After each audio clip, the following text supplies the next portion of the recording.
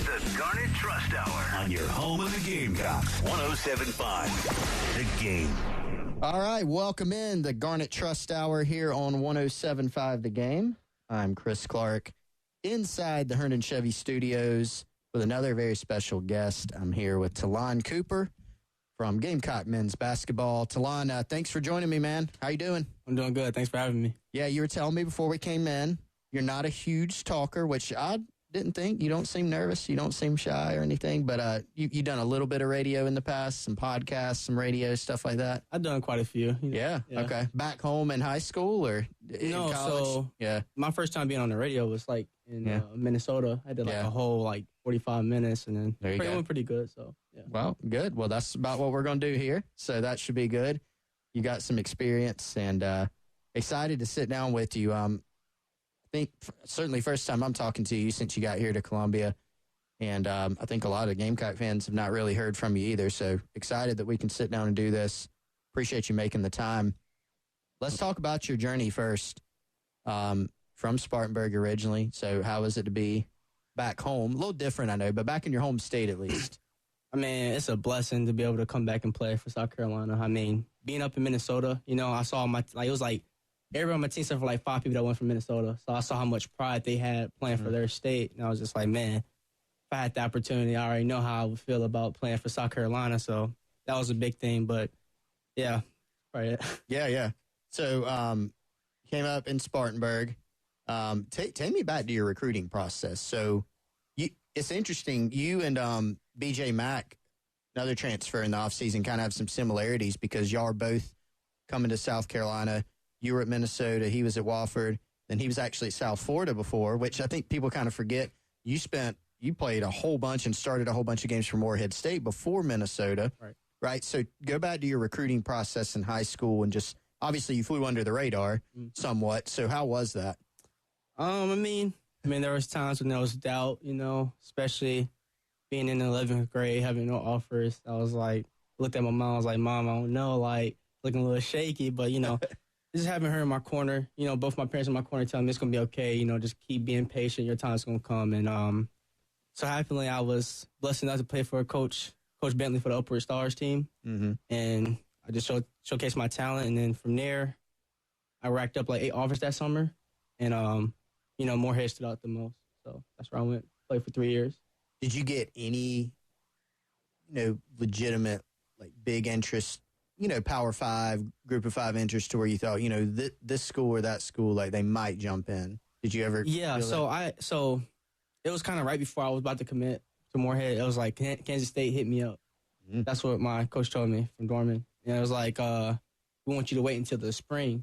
And I was like, should I take a risk on that? Like, it's like, it's all, at the end of the day, it's all a business. That's what I learned about being college. It's a business. So at the end of the day, I was just like, I'm not going to take that chance. I'm going to go to Morehead and just showcase what I can do and just hopefully, take my chance there and just go from there. Well, and now it's a little different. So obviously you could transfer back then. Right. But that was, what was that, 4 years ago that you went to Morehead? Yeah, 2019, 2020. Yeah. So the transfer portal wasn't then what it is now. Right. So it wasn't as easy. Right. Did you go there with just like, let's see what happens, or were you more like, hey, one day I may transfer back, or just kind of whatever the future holds? I don't have a clue. To be honest, this is where the future had held for me at the time. I mean, yeah. Don't get me wrong, I love Morehead. Sure. It was a great school. I mean, it was really a little distracting. It was a small city. Like I could walk out of Morehead and be in another city. So it was just like, it was perfect. It was just nothing but basketball there. So it was perfect. What about the first transfer process? So going from Morehead to Minnesota, what went into that? Was it kind of like, hey, this is a chance to go play at a big name program? What went into that? So, I mean, it wasn't. So when I entered the portal, it was just see who hits me up, see where it goes. And, college schools hit me up, and Minnesota stood out the most because, I was born in Detroit, Michigan. So I grew up in Big Ten, Big Ten hometown. But my dad was always, Big Ten this, Big Ten that. He's high on Big Ten. So I was like, let's go to Minnesota and see where it goes from there. So just wanted to see what it was like to play in the Big Ten. Who'd your dad like, Big Ten wise? What was the school? So his school was Michigan State. Okay. That was his school. Tom And then Izzo. my school was Michigan. Really? Yeah. How'd that work? So my dad, I was always competing with my dad growing up. Okay. Like, video games, whatever it was, we was always competing. So he was like, "I'm gonna be a Michigan State fan. Okay, I'm gonna be a Michigan fan. Whatever." I love it. Yeah. So that's where that came from. Were y'all more like, did y'all get into football big time too? Like the football side, or was it mainly like Michigan State basketball? It was mainly basketball for me. Yeah. I mean, my dad, like all sports, but he's really huge in baseball, but all sports for him. But me, like, since grade, I stopped playing football. So after I stopped caring, straight basketball. Well, it's not too bad teams to have liked growing up. Yeah. You know, they both made their runs, right? Yeah. I mean, Michigan State's always been good. Michigan certainly had some runs. I wanted to be a Michigan State fan because of Magic Johnson, but that's my favorite player. But you were just like, I can't because my dad. Yeah, I just want to compete against my dad. Yeah. What about your mom? Any allegiances for her? No. She just wherever her son's at, that's where she at. Yeah. All right, so Minnesota, and we were joking before we were getting set up in here, the weather-wise, big difference coming from Minnesota to Columbia, right? Man, it's a huge difference. Huge difference. Do you like the cold? So no. One thing about me, like, I'm the type of person that's going every like dorm I've been in or room I've been in, I shut my vents off. Like, I don't like to be cold at all. Okay. At all. Like, I'd rather sleep with a heater on than a fan. Ooh. Yeah, I'm different. Yeah. Well, I saw something come out recently where they said that the optimal like sleeping temperature apparently for your body is like if it's like in the 60s. That's a little cold for me. Yeah, it's too cold. But I can't be hot either because then you're just. I mean, what is your thermostat set to? Well, my teammate, he keeps the room cold, so I just stay in my room, my vents shut off. You got blankets? Man, I got a Snuggie, like one of them big old fluffy. Man, you should see me. I be in my room all day, snuggled up. So you cold-natured. Yeah. Who is your roommate, by the way? You got a basketball roommate? Yeah, Stephen Clark. Okay. Yeah, Stephen Clark, yeah. How's it been getting to know him and the other guys on the team? I mean, it's been great. I mean, me and Stephen clicked from the first day we met each other. You know, two guys like that was also mid-major players. You know, just always talking, and he's a good roommate at the end of the day. But everybody else, you know, just clicking, hanging out with them. Whether that's going to the movies. Like the first week we got here, I asked everybody to go out to eat with me. Went to like game time, ran 5 Point. You know, enjoyed, talk, had a good time, watched the finals. So. Yeah. Good vibes. So we're going to get more into your teammates and how y'all are bonding and what you think. But let's go back to, you know, the kind of the re-recruiting process again. So you enter the portal again. Was the move then in your head like, hey, if I get a chance to go to South Carolina, that's what I'm doing? Or was it kind of a little more open-minded than that? No. So like... I tell everybody, I said I could have went on 5 visits somewhere else and still came to South Carolina most likely. Right. I was just like, you know, I've been away from home 4 years. What way to end my college career and then being at home on the same court I played in the state championship we were in. So it was just a cherry on top. So that was it was like getting the chance to come home. Yeah. Like the biggest thing. Yes, sir. What stood out about Coach Lamont Paris, you know, getting to know? Did you know him beforehand? Yes. Before South Carolina? Yeah, I did. What was the ties there? Before he had the job at South Carolina? Yeah. Oh, no. Yeah. I met him through the recruiting process. Yeah. But he recruited me the first time before I went to Minnesota. Right. But that's how me and him connected. But what was the question? Sorry. No, you had a brain fart. Just what stood out about him, like you got to know him. No, I came on a visit, and, you know, a lot of things that I saw, like play style wise, a lot of things I could relate to or what I do in my game, a lot of ball screens, and you know, he's just a real passionate coach. I mean, like I said, I've been on a couple visits, and like this was the one visit my dad was like, yeah, this is where we're going. Like, you know, like everywhere else, my dad was like, no, I'm not feeling this. Go another one, but this the one. Like my dad was like, yeah, I like the coach, I like everything about it, you know. So he was just a like real genuine guy, you know, and it's just more than basketball to him.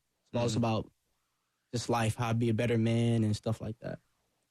So what about his system? So we talked to we've talked with Michi not too long ago, talked to BJ this offseason, like not long after he got here, I think last month.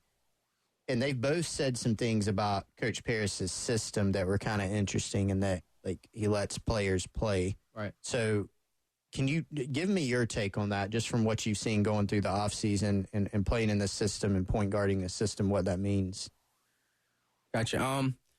Basically, like he said, like, he lets play, like, within our game. Like, do what you do best. That's just his main thing. Do what you do best. And I feel like a lot of guys are great shooters, so why not stay in the corner, catch a shoot, or be ready to shoot? For me personally, it's just like I like playing in ball screens. And I feel like there's a lot of ball screen stuff that we run in this offense. And it's like a lot of flow. It's just a lot of movement and just open space and just to create for other people or create for yourself. Mm-hmm. Yeah. So one of the things we talked about, coming into this year is felt like you were kind of maybe a missing piece, like pairing you with Michi, for instance, because he is a really good shooter. Right. Like, he can get hot. You're more of a true point guard. Now, tell me if I'm wrong.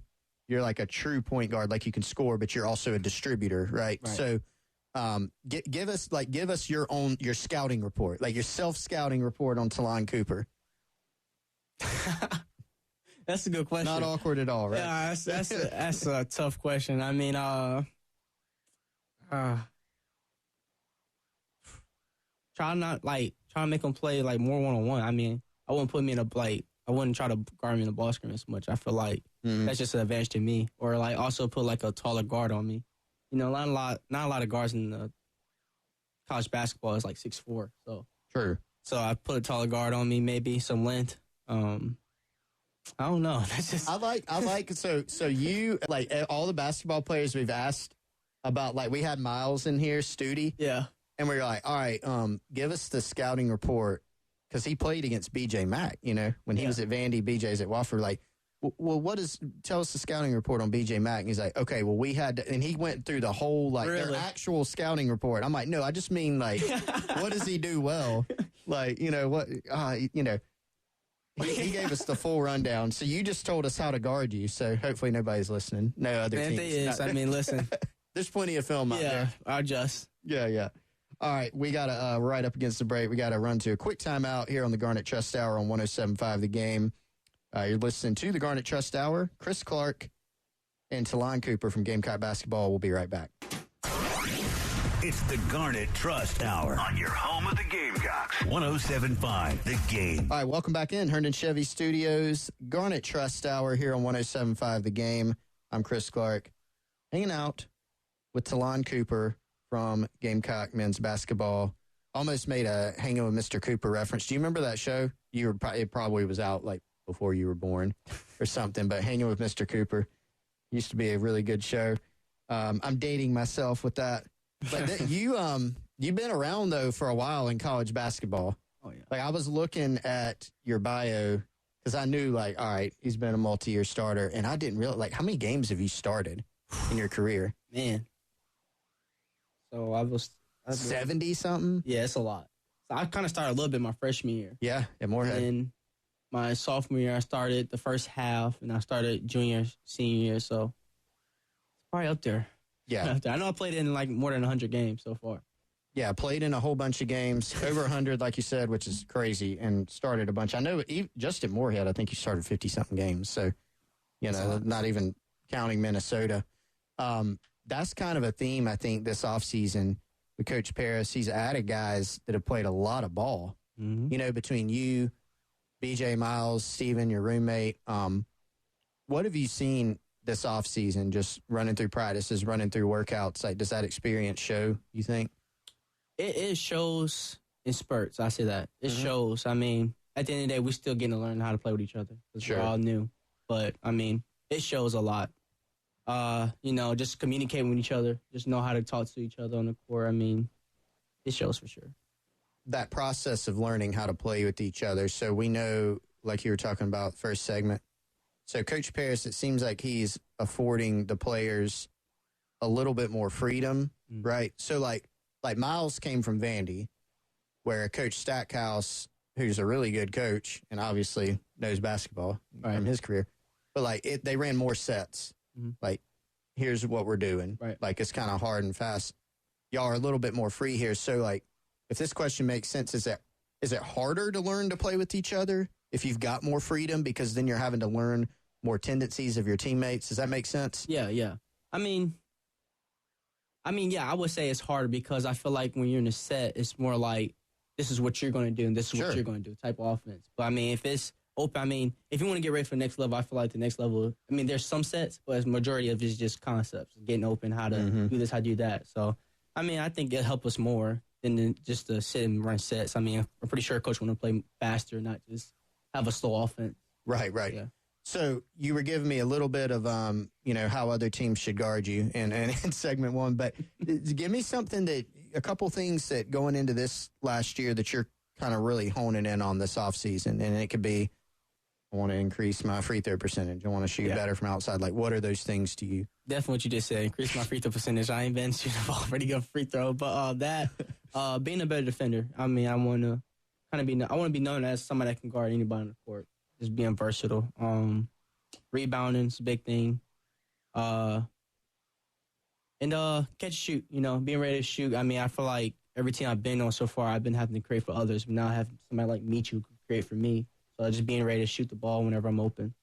So is there a little bit more freedom within the system of, because I have thought of you as more of like the facilitator, but you're looking to take another step forward and, hey, I'm going to score more. I'm going to shoot more. I mean, I wouldn't say that. I wouldn't say it like that, but I mean, if the opportunity comes in, I will score. I mean, that's what everybody's saying, he's a pass first, but I mean, I can score. Sure. But I think it's like the way I think about basketball is just that I think like ahead. So like, I just feel like everybody trying to score. I mean, the NBA not always looking for scores. You got to be like, you got to find one thing you're great at and just be like excel in it. And that's like pass for me. So if I can become the best passer, then that's just going to make my team better. So yeah, totally. Well, you look at the NBA and there's some guys that can do everything. Right. Right. But you have like 3-and-D players. Right. Right. You got point guards. You got spot up shooters. I mean, I've always loved the 3-and-D player. I just feel like I don't know. Those two, like, don't seem to match. Like, a dude, like Bruce Bowen was the guy that I remember. He was the first, and he was a little bit of a dirtier player, but I did like watching him play because, like, he's really good at defense, and then his niche, like, he was not a scorer, but he could spot up in the corner and hit a three. Right. Like, that was his thing. Right. And now that's kind of popular, like, a 3-and-D player. Make a living. That's a weird, like, you know what I'm saying? Those two skill sets, I don't know how they evolved to where they cross over so much, but they do. They're making millions. Just off playing defense and shooting threes. Yeah. It can got the easiest job on the court pretty much. If you think about it. Right. You probably guarding the best player on the court. In the offense, you just sitting in the corner waiting for your opportunity to come. If not, go play defense. Yeah, it's very interesting. Who's your NBA team, by the way? Are you a Pistons guy? I'm a big Pistons guy. Yeah. Big Pistons guy, yeah. So when I was coming up, like that was actually, I grew up, I cover college sports, but growing up, I was NFL and NBA. So I grew up watching, actually loved watching the Pistons teams that had Ben Wallace, Rip Hamilton, Tayshaun Prince, Chauncey Billups. Those teams were so good. Rasheed Wallace. Yeah. Joe Dumars. No, Joe Dumars. I can't remember his name right now. Joe was, I guess, like an executive at that point. Yeah. I can't remember. Lindsey Hunter. That was my coach, actually. Oh, I forgot about Lindsey Hunter. Yeah, that was your coach? He was my AU coach back when I lived in Michigan for a couple of years. Yeah. Man. I played with his son. It was pretty cool. Those were some good teams. Yeah, they were. So, Tayshaun Prince was kind of a 3-and-D guy. Yeah, he right? was. Yeah, that was his forte. The lefty. Yeah. Ugly shot. Yeah. It went in, though. It did go in. It did go in. He was just a strange looking basketball player, but he was good. Those teams are awesome. So what do you think about the Pistons nowadays? A little disheartened? I mean, we've been rebuilding since 03 and 04. That's a long process. That's our last championship team. But, no, I mean, I'm always going to be a Detroit fan. Live and die by him. But I feel like in 2-3 years, we'll be fine. You remember when, here's a painful memory. You remember when they took Darko over Carmelo Anthony? Yeah. Not great. I was young, but yeah. Not a great decision. No, looking back. It was bad. Our past couple drafts hasn't been good. Like, they haven't been lived up to what they're supposed to do. But, I really feel confident about this twin that we got. He played really good in the summer. Yeah. So, when you obviously paid a lot of attention to the Michigan sport, you're a Michigan fan for basketball. Yeah. did you pay a lot of attention to the program here at South Carolina? No. There's not a wrong answer. You're not going to get in trouble. Don't hate me, South Carolina fans, but no. I was never like, people always ask me, like, what you into? Clemson or South Carolina? I was just like, man, I'm just a Michigan fan. Like, yeah, I was like that Trey Burke and that Tim Hardaway Jr., the Glenn Robinson, like, junior, whatever era, that was like my favorite Michigan team. So, but from what you have seen, so you've seen big time college basketball. I mean, you played in the Big Ten. Mm-hmm. You've seen some really good players, great teams, great environments, facilities, and now you're here. And you haven't played a game here yet, but you've gotten to see some of those other things. So, like, is there everything here to be successful? Does that make sense? Like, based on what you've seen? Oh, yeah. Because, it's a big talking point among the fan base. Like, remember in 2017 here, they made a Final Four. Right. And it was awesome. But historically, it's always seemed like they haven't gotten over the hump. You know what I mean? So it's just always interesting to get a player's perspective, because talking to Miles and talking to BJ, like, it felt like we got the pieces and we feel like we need to start competing now. Right. You feel similar? Yeah, I feel the same way. I mean, I know, like, it's been years since we've been good. Like you said, since 2017. I mean, like, if you look at the girls, like, why not us? That's my whole mindset. Yeah. Why not us? I mean, if we get the same support system like the girls do, why not us? Yeah, exactly. All right, got to run into another quick timeout after a second segment here with Gamecock men's basketball's Talon Cooper. We'll be right back on the other side with more in our third segment. Listen to the Garnet Trust Hour here on 107.5 The Game. It's the Garnet Trust Hour on your home of the Gamecocks. 107.5 The Game. All right, back inside the Herndon Chevy Studios. Garnet Trust Hour here on 107.5. I'm Chris Clark. Sitting alongside Talon Cooper from Gamecock men's basketball. Time's flying by. We've talked about a lot already. Got a lot more to get to. So, Talon, I'm gonna work a scouting report into every single segment here. So let's do some of your teammates now from what you've seen. You're rooming with Stephen Clark, Miles Studi, BJ Mack, the other transfers. Let's start with BJ, like from what you've seen. He's an interesting skill set. I'm gonna give you my NBA comparison for BJ. We'll see what you think of it. He liked it. Give us your scouting report on him. Like, what are the strengths there? Strengths, amazing footwork down low. Is a willing passer. Really good at catch and shoot, picking pops. Yeah, it's BJ. Now, weaknesses. No, I'm just kidding. I'm not going to make you do that. So my comparison to BJ, not the same, not like a clone. Sometimes you see like clones, like this guy's exactly like that guy. Al Horford. No? I can see why you say that. Horford was he's a good shooter. But I feel like he developed a shot later in the NBA. Yes, exactly. Right. Yeah. Exactly. That's what I told. So if you go through and look, like, I remember watching Al play at Florida. Right. So, when I was in school here at Carolina, we would watch Florida play, and they had Joe King, most annoying player ever. What's his name? They had the other guy. I can't remember his name. He played for Minnesota for a little bit. Oh, did he? Yeah. You know what I'm talking about? Did they have not a court, they had a something Lee. I can't remember, one of their guards.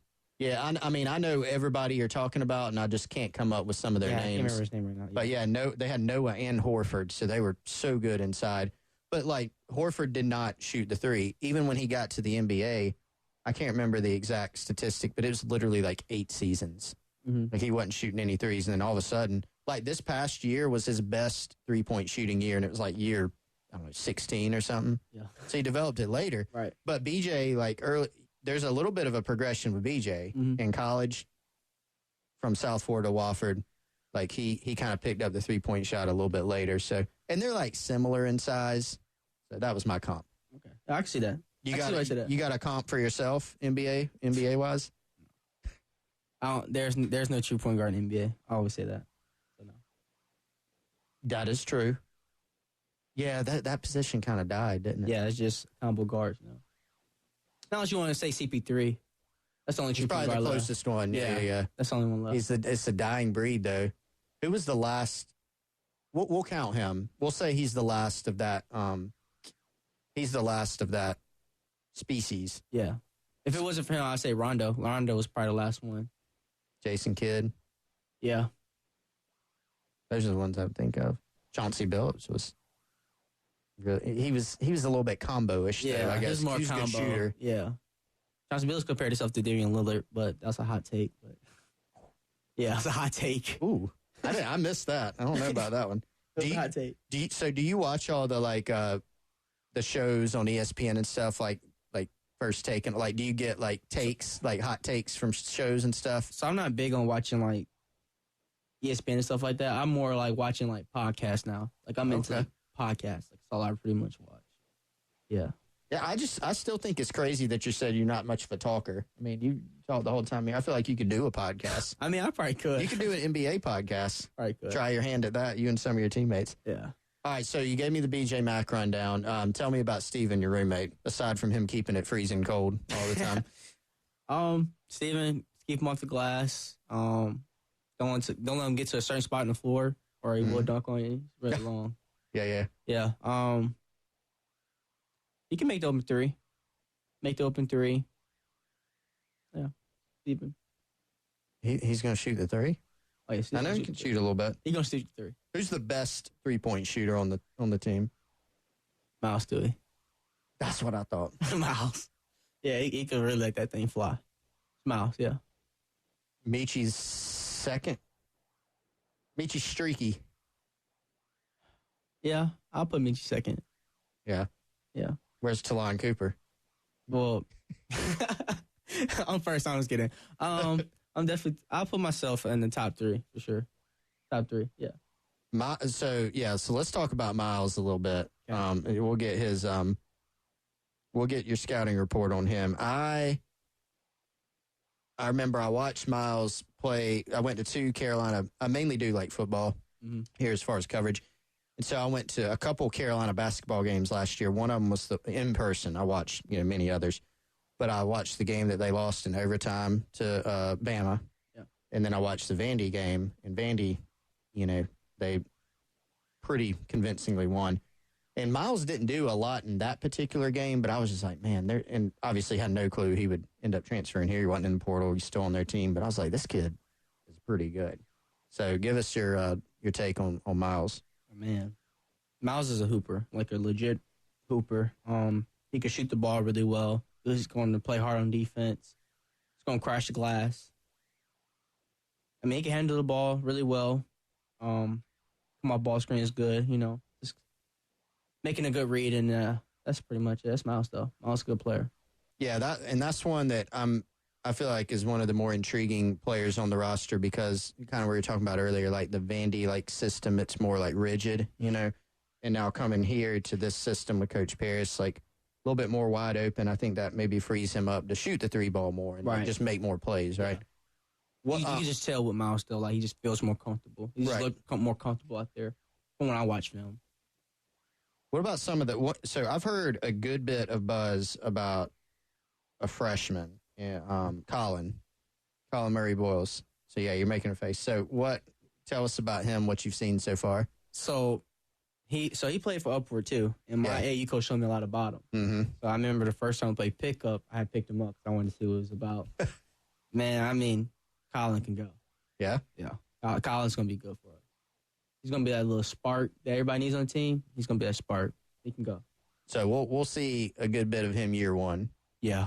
Yeah. Oh, man, I'm not the coach. I don't know, but. Well, you would figure, kind of based on. Yeah. I mean, but yeah, Colin, I mean, he's young, so, he got them young legs, athletic.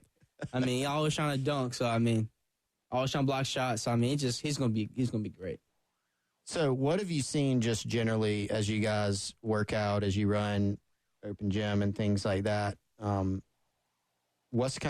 this team started developing an identity yet, that fans can expect to see? And you can make of that whatever you want. That can be attitude, style of play, anything. Identity? I mean, I feel like our identity right now is just a group of guys that's real competitive, that hates to lose. Want to win every game possible. But I feel like we're just going to play hard until the end. I mean, we're going to battle anybody. So, I mean, that's all you can expect right now. Yeah. Looking back at your time at Minnesota, who are some of the best players that you played against? Any stick out? I mean, he had Zach Edey. But I don't know. Best players. Oh, Jalen Pickett. Yeah. He has the most like unorthodox game I've ever seen in my life. Really? Yeah, it's just like he's a 1. We had our 5 on him. He posted up our 5 the whole game. I was so confused. I was just like, I guess. But yeah, Jalen Pickett he just dominated the game in so many ways. He can score, he can assist, he rebound. It was just ridiculous. Yeah. Try Jalen Pickett. What was the best atmosphere out there? Purdue, yeah. Purdue was crazy. Either Purdue or Ohio State. Those are 2 good ones. Yeah. Purdue, Ohio State. Zach Edey, Oh, they're crazy about Zach Edey. Oh, crazy. You can't touch them. They're going to call a foul. Oh, one of those, huh? Yeah. It's crazy. But I'm talking about the fans. They're crazy about Zach Edey. Yeah. You foul and don't you touch it. It's crazy. How tall is he again? Like 7'5", 7'5", 7'4", something like that. Yeah, that game was like 33-22. Yeah, one of those games. Oh. Yeah. Yeah. He got ugly. Yeah. So I gave Miles some crap when he came in here because I told him, I was like, congratulations, man. Y'all made history when y'all played Carolina last year. He's like, what do you mean? I said, y'all have got to be the first team in basketball ever that didn't get a foul called in the entire first half. They literally didn't. Wow. And I was like, I don't know if that's ever happened. He's like, oh, yeah, maybe. Because he was like letting the crowd have it a little bit. They literally did not. Have you ever seen a basketball game where a foul on one team does not get called in the first half? Yeah, I have. Frustrating, right? Yeah. Was it against Zach Edey? No, it wasn't against Zach Edey. But I've been in games like that though, for sure. I don't know if that's worse or having like 100 fouls called, like hand check. Here's a foul. Here's a foul. I'll probably say the hand checks. There's a bunch of those. Those are nasty. And I gotta say, man, I know you're coming to the SEC. I'm not trying to discourage you, but sometimes the SEC games get a little bogged down with the foul calls. That's nasty. So just beware. I got you. Thanks for the heads up. That's bad though. All right, one more segment. We go right up against a break with Talon Cooper hanging out here on the Garnet Trust Hour on 107.5 The Game. We'll be right back for the last segment. It's the Garnet Trust Hour on your home of the Gamecocks. 107.5 The Game. All right, final few minutes here with Talon Cooper from Gamecock Basketball. You're listening to the Garnet Trust Hour here on 107.5 The Game. All right, Talon, we've talked a lot of basketball. We've given the people a lot of basketball content. We've kind of nerded out on some of it a little bit, but let's go off the field a little bit. So what are you doing aside from being in your Snuggie in your room, because Steven's got the room so cold? But what are you doing in your spare time, the little that you have? I'm either going for a bike ride around campus, I love riding my bike because I get to ride it now since I'm not in Minnesota. Bicycle? Yeah, bicycle. Okay, yeah. I just didn't know if you meant like electric scooter or whatever. No, I actually pedal. Okay. I'm not lazy. I actually pedal. There you go. Yeah, ride my bike. I'm a big-time roller skater. I go to roller skating every Friday, go skating. Yeah, I go enjoy my time skating. So, like, on, like, skate land type of thing, like wood floor? Yeah, like wood floor. Yeah. 2x2. So indoors. Yeah. Wow. Indoor skating. Yeah, it's a big thing I like to do. You do some tricks? I could skate pretty good. Took Steven here last Friday. He saw I could do. He was out there? Yeah, he's out there. Oh, man. Is there any videos of this? Nah. Not I didn't want to, videotape him. Because it was like his I feel like that'd be a sight. Some basketball players roller skate, especially him. He's very tall. Yeah, kids kept coming up to us like, "Guys, you're tall. You play basketball." It was funny.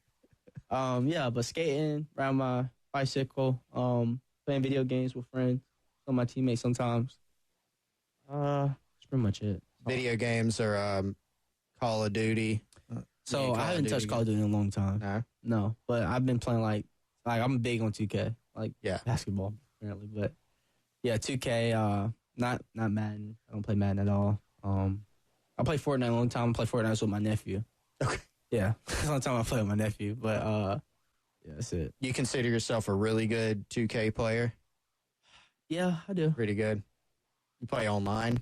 All the time. You make people, what's it called, rage quit? Rage quit all the time. Okay. All right, you good then. Yeah. If you make people rage quit, that's a good level. Yeah.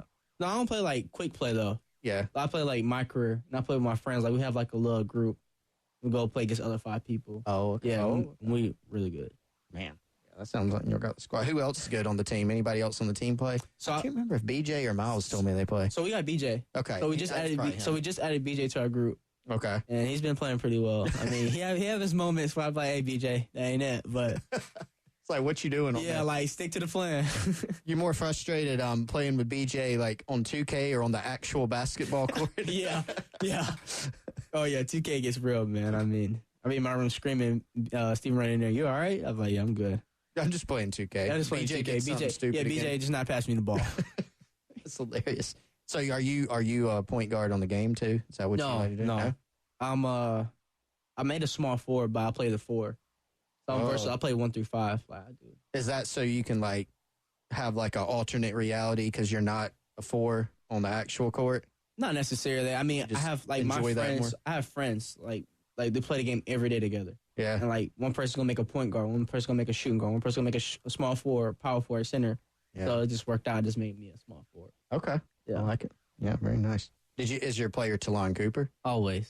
Always. I didn't know if you made up like Joe Smith. Like Nah, he's Talon Cooper and he wears 55. Okay. There you go. All right. So so roller skating, video games, riding the bike around campus. Anything else that you do? Is that kind of it? Pretty much it. Not unless I go home and see my family. Yeah. So they're still in the upstate as well? Yeah, it's in the upstate, yeah. That's always good. You probably didn't get to go back much when you were in. Never. Man, I've been home. Plane flight. I've been home every weekend so far. I try not to go, but I mean, I get to see my parents every weekend, so it's a blessing. That's awesome. They'll be coming down for the games, I'm guessing? You'll see them all the time. Every week? All the time. You got any games that you have circled that you're just like, I know there's a standard, I'm excited about every game, but like, do you have some circled? Some circled. Well, I mean, you got Auburn, the big from Auburn, Janai Broom, Yeah. So we teammates at Moorhead. So, we play the game together too, and we talk smack all the time. So that'd be one that's definitely circled, but I mean, everybody's circled. I mean, I get to play against VTech again, play against them last year in Minnesota. Yep. So they're circled because that's a revenge game. So I'm ready to play everybody. How do they look stacked up compared to what y'all saw last season? Like, is it basically, I haven't done a deep dive on Virginia Tech yet. Yeah. Do they lose a lot or? I think they lost a lot. Okay. I know they lost Mutz. That was a big key. Yeah. He was something else. Yeah. Yeah, he's something else. I mean, he probably had like 20-something on us. Yeah. Yeah.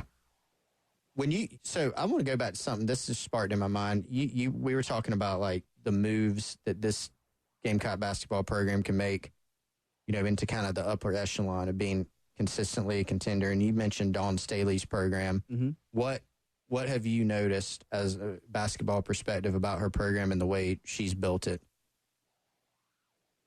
I mean, she recruits really well. Yeah. Like, she recruits the best. That's the key. That's like the main thing. She recruits the best. I mean, she had like Asia Wilson, stuff like that. I mean, she recruits really good. But I mean, I feel like she pushes her girls hard. I mean, pushes them to the limit, and and clearly shows on the court. So. And you said, why not us? So for you, again, knowing that you did not, you were in the Big Ten, so it's not like you were even like in the bubble, like here in the state of South Carolina or in the SEC, like really paying attention as much to that landscape. But just from what you know and what you've seen so far, what is it going to take for South Carolina to go to that next level? I mean, everyday guys. Everyday, guys that's willing to learn, willing to handle the up and down. Like, it can't storm forever. Like, that's my biggest thing. It can't storm forever. So we just got to weather that storm and just push through. How big is the difference between kind of maybe an average team in college basketball and like an elite team? You know what I'm saying? Just like the talent level, the coaching, however you want to put that. Because like last year's South Carolina team, they went and beat Kentucky and Rupp, right? They and they were not record-wise, they were not a great team by any means. They took Alabama to their limit here, and Alabama was really, really good from what I saw. Right. So how big is that gap? For us, I feel like it's not that big. I mean, well, I'm gonna take it back to Moorhead. Like, when we went to the tournament, it was days where our So we had a gold team and a blue team. Our blue team was like our bench players pretty much, right? Mm-hmm. So our blue team would beat us bad some days. Really? And it'd be days that we need that, though. Mm-hmm. And I feel like now our red team be beating us. And I feel like that's going to help us at the end. I feel like it's practice harder than the game's going to be easy. Yeah. So, I mean, I feel like that's what it takes for our teams to be elite. I mean, they're just going to take shortcuts and beat around the bush. I mean, it's going to show on the court, and it's going to be average Joes, you know? But